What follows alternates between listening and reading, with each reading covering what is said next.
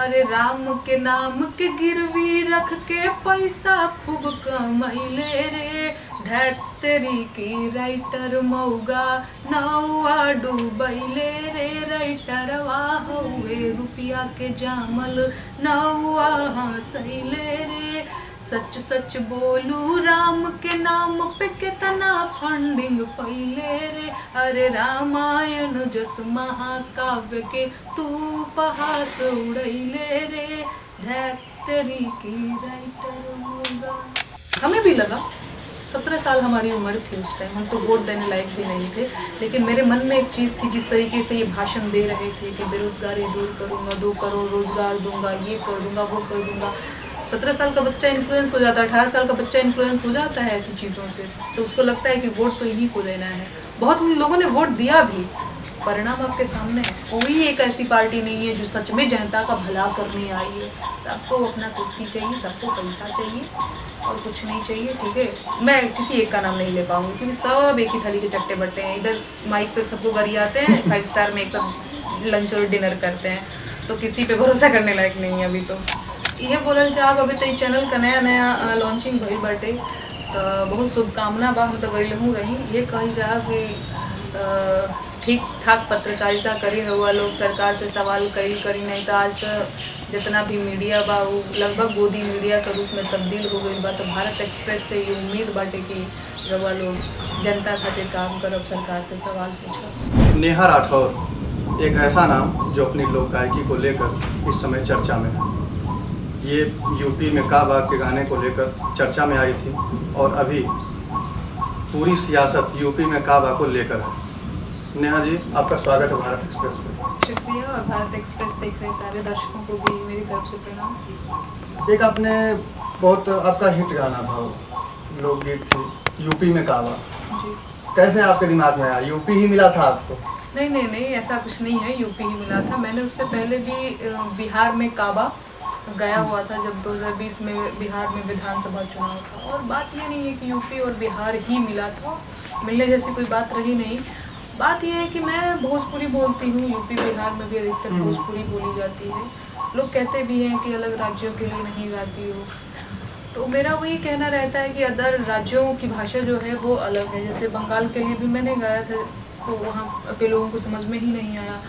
तो अगर जिस भाषा से कनेक्ट ही नहीं कर पा रही है वहाँ की आम जनमानस, तो फिर उस गीत को गाने का फ़ायदा क्या है। लेकिन यूपी बिहार में भोजपुरी बोली जाती है। मैं यूपी बिहार को ज़्यादा की सोसाइटी को ज़्यादा समझती हूँ, इसके पॉलिटिक्स को ज़्यादा समझती हूँ, तो यहाँ पे गाना मेरे लिए थोड़ा सा आसान है। आपको ये लग रहा होगा कि बहुत ही नॉर्मली आपने गा दिया, जैसे आप सभी गाने गाती हैं, लेकिन क्या फ़र्क पड़ा है यूपी में? क्या कुछ इसका है अंदाज़ा है आपको कि इस गाने को लेकर के किस प्रकार की चर्चाएं हैं आपको लेकर के यूपी में? नहीं, देखिए, मैंने कभी भी इस तरीके से नॉर्मली नहीं गाया कि मुझे पता है कि मैं कुछ भी गा रही हूँ, ये नहीं था, ये कभी भी नहीं था। हाँ, लेकिन इसके साथ ये ज़रूर था कि मुझे ये नहीं पता था कि चीज़ें जो हैं इस लेवल तक इसकी चर्चा होने लग जाएगी, ये नहीं पता था। पर मुझे तब भी पता था कि मेरे गाने का जो है वो एक क्या बोलेंगे, स्तर क्या है, मैं क्या लिख रही हूँ। मैंने ऐसे ही कुछ भी नहीं लिखा था, ये मुझे पता था। मुझे पता था कि मैं क्या लिख रहा। हाँ, उससे ये जरूर लग रहा था कि यार पहले मैं बिहार में काबा गा चुकी हूँ, यूपी में काबा अब लोग नहीं सुनेंगे, पता नहीं लोग सुनेंगे कि नहीं, ये लग रहा था। क्योंकि जनरली हर गायक को लगता होगा, हर राइटर को लगता होगा कि ये गाना हमारा चलेगा कि नहीं चलेगा, लोग सुनेंगे कि नहीं सुनेंगे। बहुत चला। हाँ, लोगों ने बहुत सुना। एक्चुअली मैं बहुत चलेगा, बहुत सुनेगा, बहुत सोचती भी नहीं हूँ, सच्चाई ये। अदरवाइज तो मेरे गाने पे बहुत कम व्यूज़ आते हैं, आप भी देख लेना। अब तो जब से मेरे चैनल के मिलियन सब्सक्राइबर्स हुए हैं तब तो उस पर व्यूज़ ठीक ठाक आते हैं। अदरवाइज़ तो मैंने बहुत सारे बेरोजगारी के गीत, महंगाई के गीत गाए, उसमें देख लीजिएगा आप 30,000 व्यूज़, 35,000 व्यूज़। कभी भी मेरा जो मोराल है वो कभी डाउन नहीं हुआ कि व्यूज़ नहीं आ रहे हैं तो अब मैं नहीं करूँगी, ऐसा कभी भी नहीं रहा। पर ये एकदम सच बात है कि यूपी में काबा की इतनी बड़े स्तर पर चर्चा होगी, ये नहीं पता था। एक अभी नया गाना आपने सोशल मीडिया पे पोस्ट किया है, आदि पुरुष को लेकर के, एक फिल्म है, उसको लेकर के आपने पोस्ट किया है। उस पर आप आदि पुरुष को किस नज़रिए से देख रही हैं? आपने जो ये गाना पोस्ट किया, ये क्या सोच के आपने पोस्ट किया? नहीं, देखिए, मैंने आदि पुरुष जो है सबसे पहले तो इसकी डायलॉग की जो काफ़ी घटिया और निम्न स्तर के लिखे गए हैं, उस पर बहुत सारे लोग बोल रहे हैं। मैं कोई अकेली तो हूँ नहीं, और जाहिर सी बात है बहुत सारे लोगों की आस्था जुड़ी हुई है रामायण से, तो जब वो ये देखेंगे कि रामायण का कोई किरदार जो हनुमान जी एक किरदार में है और वो बाप का, दादा का, भाई का ये सब बोलेंगे, तो ऑब्वियस सी बात है भावनाएं आहत होंगी। मेरी भी हुई। मैं तो जाकर के प्रॉपर 3 घंटे की वो जो मूवी थी मैंने देखी और सिर में पटक रही थी, मुझे नींद आ रही थी, पता नहीं चमगादड़ कौआ बिल्ली टाइप की चीज़ें, बहुत ही वाहियात लगी थी मुझे फिल्म। तो मुझे ये लगा कि एक ऐसा राइटर जो हिंदुत्व पे हर रोज़ टीवी पे ज्ञान दे रहा है, बता रहा है कि हम बताएंगे कि राम क्या है, हम बताएंगे कि हिंदू क्या है, हिंदुत्व क्या है, जो ऐसे सेंसिटिव मुद्दों पे ज्ञान रोज़ दे रहा है टीवी पे, और वो व्यक्ति बहुत बड़ी जिम्मेदारी लिए हुआ है ना, ठेका लिए हुआ है। और वो व्यक्ति जब ये काम करता है तो हम तो कहेंगे भाई, मैं तो बड़ा साफ बोलती हूँ कि ये जो राइटर ने काम किया, चौराहे पे 4 जूता पाने का काम किया है। ये मेरी तरफ से, मैंने पहले ही दिन पोस्ट किया था, तो उसने जो काम किया है चौराहे पे 4 जूता पाने का काम किया है। पर सही बात ये है कि सरकार का लाडला चाटुकार है तो चीज़ें बड़ी साफ हैं। आप भी देख पा रहे होंगे बहुत सारे हिंदू संगठन, जो सो कॉल्ड हिंदू संगठन जो प्रदर्शन करते रहते हैं, वो अभी गायब हैं या फिर बहुत ही प्रतीकात्मक प्रदर्शन कर रहे हैं, है ना। अदरवाइज और कोई मुद्दा होता, कोई और गैर हिंदू अगर कोई व्यक्ति ने इस तरह का काम किया होता तो एकदम पूरा हिंसा भड़का दी हो। तो मैं नहीं कह रही हूँ हिंसा हमेशा गलत ही है, कोई किसी के भी विरुद्ध करे, पर इनका बड़ा संयम का परिचय दिया है इन लोगों ने। अब भी देख रहे होंगे कहीं कुछ नहीं दिख रहा है, सब कुछ बड़ा आसानी से चल रहा है, लोग भी बस पोस्ट ही कर रहे हैं, ट्विटर पे लिख ही रहे हैं, अदर कहीं कुछ नहीं हो रहा है ना, क्योंकि ये सरकार का एक खास आदमी है, कई सारे मुख्यमंत्रियों का आशीर्वाद, प्रधानमंत्री जी का आशीर्वाद लेकर के फिल्म को रिलीज़ किया है। वह हंसने की बात नहीं, एक्चुअली बहुत एक चिंता की बात है कि चीज़ें कितना बदल गया है। आज गाने बनते हैं जो राम को लाए हैं हम उनको लाए हैं, आप समझ पा रहे हैं। आज इतना उस एक्चुअली जो मनोज मुंतशिर ने किया है वो मन बढ़ई में किया है। उसको पता था कि कुछ भी चीज़ें होंगी वो डिफेंड कर लिया जाएगा, उसको बचा लिया जाएगा, ये उसको एकदम पता था। वो मन बढ़ हो चुका है कि हम कुछ भी करेंगे, सरकार तो है ही हमारे साथ। तो अब अभी तो वो कह रहे हैं कि जो डायलॉग्स वल्गर टाइप के हैं या जो डायलॉग जो है ठीक नहीं है, उनको बदला जाएगा। इसे वही कहते हैं कि बोलना नहीं चाहिए, पर वो लीपने पोतने का काम कर रहे हैं कि पहले तो हम कुछ अलग करेंगे फिर उसको लीपेंगे, तो यही वाला काम कर रहे हैं। बाकी बहुत, अगर फिल्म की बात करें तो वो बहुत ही निम्न स्तर की उसके डायलॉग थे, बहुत ही घटिया फिल्म थी। और मैं तो, बहुत सारे लोग अगर देख रहे होंगे तो मैं उनसे ये कहना चाहूँगी कि मत जाइएगा देखना। मेरी तरफ से तो आप 2 पंक्ति जो है जो आपने पोस्ट किया था गाना, 2 पंक्ति आप जो है भारत एक्सप्रेस के दर्शकों को बताइए। बिल्कुल, उसकी 2 पंक्तियाँ कुछ ऐसे थी।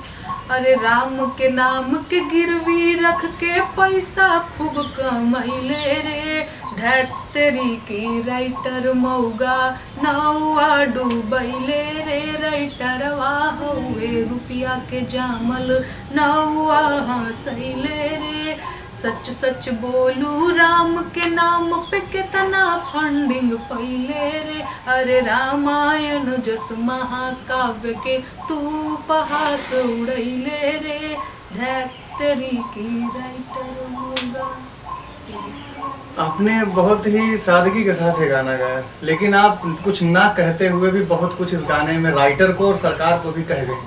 नहीं, देखिए हमारे लोक गाने की तो यही खासियत है कि बड़े ही मेलोडियस साउंड के साथ बड़े ही प्यार से आपको गरिया देने का जो है दम रखता है। चाहे वो राम जी हमारे मिथिला में आए हों ब्याह करने, तो हमने राम जी को भी गारी सुनाया है बड़े प्यार से। तो यही तो लोकगीत की, लोक गाने की खासियत है कि बड़े प्यार से आपको चुभ भी जाएगी वो बात, बहुत बुरी लग रही है कि अच्छी लग रही है, आपको पता ही नहीं चलेगा। तो ये है, ये लोक गाने की खासियत है। मतलब हमको गरियाना है लेकिन प्यार से। हाँ, मतलब अब क्योंकि मैं गीत गाती हूँ, मैं लोक गाने को समझती हूँ, तो मैं तो यही बोलूँगी कि आपको वही है कि सांप भी मर जाए और लाठी भी न टूटे। हाँ। कानपुर पुलिस ने आपको नोटिस दिया था जी। कानपुर कांड जो हुआ था उस पर आपने डीएम को लेकर के कुछ गाने पोस्ट किए थे, उसको लेकर के आपको नोटिस मिली थी। हाँ, नोटिस मिली थी। वो 160 CRPC जो है बिना FIR दर्ज किए किसी को नहीं किया भेजा जा सकता। वो वो अवैध नोटिस था। मैं अभी भी बता दे रही हूँ, तब भी मैंने बताया था कि वो लीगल नोटिस था, वो इलीगल नोटिस मुझे भेजा गया था बस इसीलिए कि गांव देहात की एक लड़की है, यूपी बिहार की एक लड़की है, छोटी सी लड़की है, डरा देंगे, धमका देंगे। इनको ये सच में नहीं पता था कि ये लड़की संविधान के मूल्यों में विश्वास करने वाली लड़की है। इस लड़की को पता है कि जो है मुझे कुछ अधिकार दे रखे हैं संविधान ने, तो मैं उसके आधार पे ये चीज़ें आपसे सवाल कर रही हूँ। अदरवाइज मेरे लिए तो ये बहुत बड़ी बात हो जाती है कि मैं कैसे कह दूँ कि डीएम जो है वो रंगबाज है। पर मैं देख रही हूँ इतनी बर्बरता से, इतनी असंवेदनशीलता के साथ, इतनी रंगबाजी के साथ दो माँ बेटी अंदर हैं और वो गिड़गिड़ा रही है कि हम जान दे देंगे, हम नहीं छोड़ेंगे। आपके लिए इतना ज़रूरी हो गया है बुलडोजर चलाना कि दो लोगों का जान नहीं दिख रहा है? अगर दो लोग गिड़गिड़ा रहे हैं, जाहिर सी बात है कि उनका अपने घर से प्रेम होगा, आपको है अपने घर से सभी को होता है, ऑब्वियस सी बात है कि नहीं छोड़ना चाहेगा इंसान। पर उसका तरीका है, आपको बुलडोजर चलाना, मैं नहीं कह रही हूँ कि आप मत करो या ये सारी चीज़ें, किसी भी हाल में उनको बाहर निकालो, फिर जो करना है करो। और आपको इतना किस बात की जल्दी थी कि दो लोग हैं घर के अंदर, उसके ऊपर रौंदे पड़े हो? तो ये चीज़ को तो मैं लिखूंगी, मुझसे तो बड़े तीखे तीखे सवाल पूछे जाते रहे हैं अब तक। तुमने कैसे बोल दिया डीएम को रंगबाज? मैं आज भी बोल रही हूँ कि डीएम रंगबाज है तो रंगबाज बोलेंगे, और आप नहीं रोक पाओगे मुझे ये बोलने से। आप जब यूपी में काबा सॉन्ग आया था आपका, तो संभवतः आपकी शादी उत्तर प्रदेश में नहीं हुई थी? नहीं, यूपी में काबा जब आया था, मेरी शादी देखिए, आज मेरी एनिवर्सरी है, आज 21 जून है, पिछले साल ही मेरी आज ही के दिन शादी हुई। ब्रेक कर रहा हूँ, भारत एक्सप्रेस की तरफ से आपको happy anniversary. Thank you so much. ये एकदम सही बात है, मेरी शादी को 1 साल हो गए। पिछले साल 2022 में 21 जून को मेरी शादी हुई थी। तो यूपी में काबा मेरा फरवरी में आया था ना शायद, मैं भूल रही हूँ, 2021 फरवरी में कुछ आया था, तो शादी हो चुकी थी। नहीं यार, मेरी शादी नहीं हुई थी, तो सॉरी, मेरी शादी नहीं हुई थी। मैं भी भूल जाती हूँ, शादी वादी लोग भूल जाते हैं ना। शादी नहीं हुई थी, भूलने की चीज है, मुझे लग रहा है। नहीं मतलब गलती तो नहीं हुई शादी? नहीं, मैंने प्रेम विवाह किया है, तो कहीं से भी गलती की तो कोई गुंजाइश नहीं है। अरेंज मैरिज होता तो क्या पता मैं बोल भी देती कि सही लड़का नहीं मैं, पर खुद से जब शादी किया है, पहले से ही हमें। अच्छा, ये प्रेम कहानी शुरू कहाँ से हुई नेहा राठौर की? शुरू यहाँ से हुई कि हम प्रगति मैदान में मिले थे दिल्ली के, वही यहाँ पे किताब बुक फेयर लगता है, तो हिमांशु जी भी वहीं गए थे, हम भी वहीं गए थे, तो हम दोनों की नज़रें पड़ी, फिर बात होना शुरू हुआ। पर कब ये बात जो है दोस्ती से फिर प्रेम में तब्दील हो गया, हमें नहीं पता चला। तो ऐसे ही हम मिले पहले दिल्ली में, फिर उसके बाद फिर चीज़ें आगे बढ़ती गई, और एक टाइम पे हमने ये डिसाइड किया कि अब हमें लगता है कि हमें शादी कर लेनी चाहिए। फिर हमने पिछले साल शादी कर ली। उस पल की जब शुरुआत हुई थी, जानना है कितने दिन बाद जो है आपने शादी की? लगभग 2 साल बाद। 2 साल? हाँ, 2 साल बाद। काफ़ी जल्दी नहीं फैसला हो गया है? फैसला जल्दी, 2 साल किसी भी व्यक्ति को जानने के लिए ठीक ठाक टाइम होता है, पर मैं नहीं कह रही हूँ कि आप लोग भी 2 साल में ही डिसीजन ले लीजिएगा, ऐसा कुछ नहीं है। मतलब मेरे लिए लगा कि अब ये सही, मेरे लिए ये चीज़ें बड़ी व्यक्तिगत होती हैं। किसी को समझने के लिए किसी बंदे को 8 साल लग जाए, 10 साल लग जाए, पर मेरे को लगा कि 2 साल मतलब ठीक टाइम है। मुझे लगा कि मैं समझ गई हूँ कि मुझे इस लड़के से शादी करनी। नहीं, समझने के लिए तो आप बहुत कुछ समझ गई हैं, यूपी की सियासत को भी समझ गई हैं, आप यूपी की सियासत में दखल देने लगी हैं बराबर, और जिससे जो है कहीं ना कहीं किसी को फायदा तो किसी को नुकसान भी हो रहा है। नहीं देखिए, मेरे लोकगीत का मतलब कभी भी किसी का फायदा नुकसान नहीं रहा है। हाँ, पर एक चीज़ रहा है कि हमेशा जनता की आवाज़ उठाना, ये हमेशा मकसद रहा है। और एक और मकसद रहा है कि सरकार जो है, जो बेलगाम हो चुकी है, उसका क्या बोलते हैं, उसको आईना दिखाना, उसको बताना कि आपकी ये जिम्मेदारियां हैं, आपने जो वादे किए उसको जो पूरा नहीं किया, इन सारी चीज़ों पे उनका ध्यान केंद्रित करना, ये मेरा मकसद रहा है। बाकी किसी का भला हो जाए, बुरा हो जाए, ये सब कुछ के साथ मैंने लोकगीत की शुरुआत नहीं की थी। मैं और मेरे गीत हमेशा जनता के साथ रहे हैं, तो वो एक मकसद रहा है। नेहा राठौर को कौन सी सरकार पसंद है, कौन सी पार्टी पसंद है? नहीं देखिए, अगर ऐसे आप पूछेंगे तो इसका हाँ या ना, या फिर ये पर्टिकुलर किसी एक पार्टी का नाम ले पाना मेरे लिए थोड़ा सा मुश्किल होगा। पर एक बात ज़रूर है कि कुछ पार्टियां ऐसी पार्टियों की मैं अगर बात ना भी करूं, तो पार्टियों में कुछ एक नेता जो बड़ी अच्छी भाषण दे दिया करते हैं। 14 में भी आपने एक भाषण सुना होगा, आपको लगा होगा कि अब यही तो तारेंगे, हमें भी लगा 17 साल हमारी उम्र थी उस टाइम, हम तो वोट देने लायक भी नहीं थे, लेकिन मेरे मन में एक चीज़ थी, जिस तरीके से ये भाषण दे रहे थे कि बेरोज़गारी दूर करूँगा, 2 करोड़ रोज़गार दूंगा, ये कर दूंगा, वो कर दूंगा। 17 साल का बच्चा इन्फ्लुएंस हो जाता है, 18 साल का बच्चा इन्फ्लुएंस हो जाता है ऐसी चीज़ों से, तो उसको लगता है कि वोट तो इन्हीं को देना है। बहुत लोगों ने वोट दिया भी, परिणाम आपके सामने है। तो मेरे लिए कोई भी पार्टी, ये पार्टी वो पार्टी, देखो सारी पार्टियां जो है ना, वो क्या मैं बोलना मैं बहुत तीखा बोल देती हूँ, वो अपनी ही जेब भरने के लिए आते हैं, तो जनता को मूर्ख बनाते हैं। सारी पार्टियों का यही हाल है, कोई एक ऐसी पार्टी नहीं है जो सच में जनता का भला करने आई है। सबको अपना कुर्सी चाहिए, सबको पैसा चाहिए और कुछ नहीं चाहिए, ठीक है। मैं किसी एक का नाम नहीं ले पाऊंगी क्योंकि सब एक ही थाली के चट्टे बट्टे हैं। इधर माइक पे सबको गरी आते हैं, 5 स्टार में एक सब लंच और डिनर करते हैं, तो किसी पे भरोसा करने लायक नहीं है अभी तो। सियासत आपको आगे करना है? नहीं, मैं सियासत नहीं कर रही हूँ, मैं तो एक आदमी से लोक गायिका हूँ। अगर मौका मिलता है तो क्या नेहा राठौर सियासत में कदम रखेंगी? अगर आप अभी मुझसे पूछेंगे तो दूर दूर तक मैं अपने को राजनीति में नहीं देख रही हूँ, ना राजनीति करने का मन है।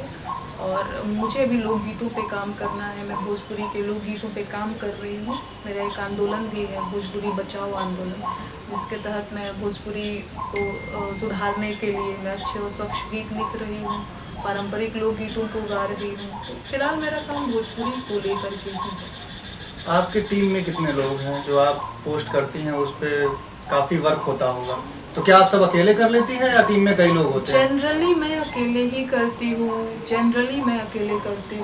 बाकी एक प्रतीकात्मक एक हमारी 2 लोगों की टीम, तो उसको हम क्या नाम देंगे, 2 हैं भैया बोलती हूँ मैं उनको, भैया इसमें क्या करना चाहिए, थंबनेल कैसे बनाना चाहिए, कैसे डिजाइन होना चाहिए। तो टीम उसको नहीं कह सकते हैं, या फिर कह सकते हैं बहुत छोटा सा टीम है, जो टीम नहीं ही कहेंगे यार, भैया भैया करके तो हम लोग ऐसे बात करते रहते, कोई प्रोफेशनली उस तरीके से है नहीं। भैया कह के काम करवा लेते हैं, टीम में कोई मतलब नहीं है। नहीं, मतलब अच्छे उनसे रिश्ते हैं, और भैया ये हमें करना चाहिए, ऐसे करना चाहिए, तो नहीं, टीम जैसा कुछ नहीं है। अगर आप एक लाइन में मैं बोलूँ तो मैं अकेले ही करती हूँ, ये मैं बोल सकती हूँ। 2024 में क्या हालत रहेगी देश की? नहीं भाई, मैं तो कोई बाबा नहीं हूँ जो मैं भविष्यवाणी कर दूँ। आपके भी सामने है, देख ही रहे हैं, हाल तो बड़ा जैसा हो रखा है। मैं तो भविष्यवाणी नहीं कर सकती ना, अभी तो ये 23 चल रहा है, मुझे क्या पता कल को मैं रहूँ ना रहूँ, 24 की भविष्यवाणी मैं क्या ही करूँगी। एक गाना भी था, कोई किसी ने गाया है कि आएंगे तो मोदी जी। अच्छा नहीं क्या है इसका? नहीं, सारी पॉलिटिकल पार्टियां अपने अपने जो शीर्ष और जो बड़े नेता हैं उनके लिए गाती रही हैं, तो कोई मोदी जी आएंगे ही वाला कोई पहला गाना नहीं है। कांग्रेस पार्टी वाले भी अपना गा रहे हैं सब गाते रहते हैं, पर उसका कोई लोड नहीं है, जनता बता देती है कि कौन आएगा, तो उसके लिए थोड़ा सा धैर्य रखने की जरूरत है। क्या कांग्रेस काफी पीछे चली गई? अरे छोड़िए भैया, कांग्रेस कहाँ चली गई, उनसे पूछ लीजिएगा, वहाँ के जो नेता हैं कांग्रेस के, जो 2-4 बड़े नेता हैं, उनसे पूछिएगा कि वो कहाँ चली गई। मुझसे क्या पूछ रहे हैं, मुझे नहीं पता कहाँ चली गई, कहाँ नहीं। आगे चल के आप उनके खिलाफ भी या उनके पक्ष में, या जो भी लगेगा आपको सही लगेगा, उनके नहीं, जो सत्ता में रहेगा मैं उससे सवाल पूछूंगी, चाहे वो आज बीजेपी सत्ता में है, कल को कोई भी पॉलिटिकल पार्टी सत्ता में आती है, तो मेरा सिंपल सा कॉन्सेप्ट है कि मैं उनसे सवाल पूछूंगी, ये मेरा कॉन्सेप्ट है। और कोई कॉन्सेप्ट नहीं है आपका? नहीं, एकदम एक लाइन वाला कॉन्सेप्ट है कि जो सत्ता में रहेगा सवाल उसी से पूछा जाएगा। सोशल मीडिया से नेहा राठौर को कितने पैसे आते हैं? इतने पैसे क्या ही मैं बोलूं, बस हाँ वही नून तेल धनिया का खर्चा चल जाता है, किसी के सामने नहीं बोलना पड़ता है कि नून घट गया, पैसा इतना ही आता है बस। भारत एक्सप्रेस के दर्शकों को कुछ भोजपुरी में कुछ अच्छा बोल के बता दीजिए आप, बिहारी भाषा में, बिहारी टोन में। ये बोलल चाहब, अभी तो चैनल का नया लॉन्चिंग भइल बाटे, तो बहुत शुभकामना बा, हम तो गई हूँ रही। ये कहल चाहब कि ठीक ठाक पत्रकारिता करी रहुआ लोग, सरकार से सवाल करी नहीं, तो आज तो जितना भी मीडिया बा वो लगभग गोदी मीडिया के रूप में तब्दील हो गई बा। तो भारत एक्सप्रेस से ये उम्मीद बाटे कि रहुआ लोग जनता खातिर काम करब, सरकार से सवाल पूछब। भारत एक्सप्रेस पर मौजूद थी नेहा राठौर, हमने इनसे बातचीत की। आगे भी हम आपको ऐसी शख्सियतों से रूबरू करवाते रहेंगे। भारत एक्सप्रेस के लिए अखंड प्रताप सिंह।